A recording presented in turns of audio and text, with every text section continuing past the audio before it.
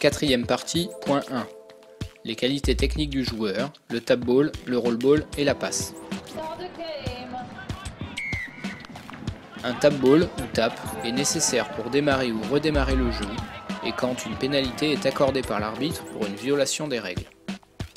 Le tap ball doit être fait sur la marque et le joueur qui effectue le tap ball doit placer le ballon sur le sol à la marque et le libérer des deux mains avant de toucher ou de taper doucement le ballon avec un pied.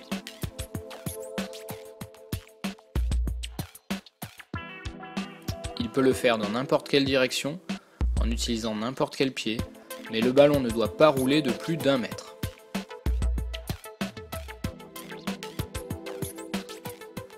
Les défenseurs doivent se retirer à 10 mètres de la marque où se joue le tap ball.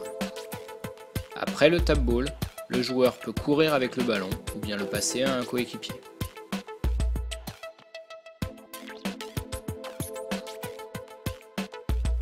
Sauf pour le dernier touch quand un changement de possession est nécessaire, un roll ball est effectué après chaque touch. Un joueur ne peut pas effectuer un roll ball s'il n'y a pas eu contact, sinon l'arbitre accorde une pénalité. Le roll ball peut être statique ou stationnaire, ou bien dynamique, c'est-à-dire en mouvement. Le roll ball statique est effectué sur la marque où le toucher a eu lieu, par le joueur orienté face à la ligne d'essai, en plaçant le ballon au sol entre ses pieds, et ensuite en passant au-dessus du ballon, ou bien en le faisant rouler doucement vers l'arrière entre ses jambes, sur une distance de moins d'1 mètre. Le roll ball dynamique est effectué lorsque l'équipe attaquante est sur sa lancée, essayant de gagner du terrain et de se rapprocher de la ligne d'essai.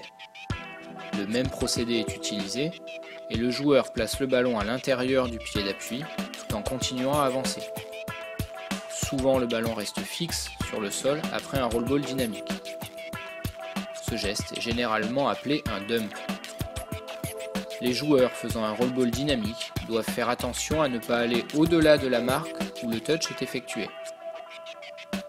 Un joueur qui effectue un roll ball au-delà de la marque sera pénalisé et perdra la possession du ballon. Après un roll ball, un autre joueur de l'équipe attaquante prend le ballon et passe ou court avec le ballon. Ce joueur est appelé le demi et il peut effectuer une passe de demi, c'est-à-dire que le ballon est passé à partir du sol à un autre joueur, ou bien effectuer un scoop, c'est-à-dire que tout en courant, le demi pique le ballon au passage sur le sol. Le demi ne peut pas marquer tant qu'au moins 2 passes aient été faites par l'équipe attaquante, ce qui signifie que le demi doit passer avant de se faire toucher. Si le demi est touché avant de passer le ballon, il y a changement de possession et le ballon est remis à l'équipe adverse, à l'endroit où le demi a été touché. Il existe plusieurs types de passes, la plus commune étant la passe latérale. Les passes sont faites entre les joueurs attaquants, en général à gauche ou à droite. Les passes doivent être soit des passes à plat sur le côté, soit des passes latérales vers l'arrière faites à un autre joueur qui est sur le côté et derrière le joueur qui passe. Les passes ne peuvent pas être en avant et elles ne peuvent donc pas être faites vers un joueur qui est en face du porteur du ballon. Si l'arbitre constate une passe en avant, il siffle et accorde une pénalité en faveur de l'adversaire à l'endroit où le ballon a été passé en avant.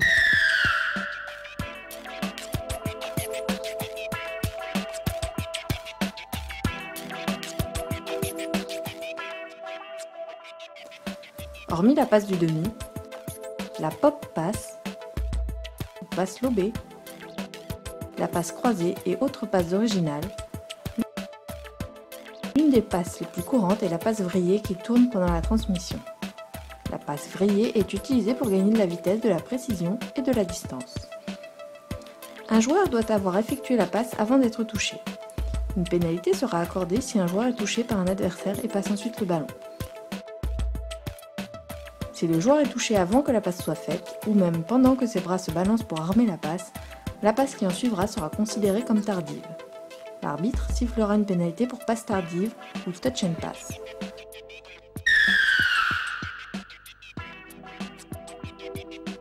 Parfois, quand la décision n'est pas évidente à prendre, l'arbitre peut dire haut et fort « jouer » ou « play on », invitant les joueurs à continuer à jouer.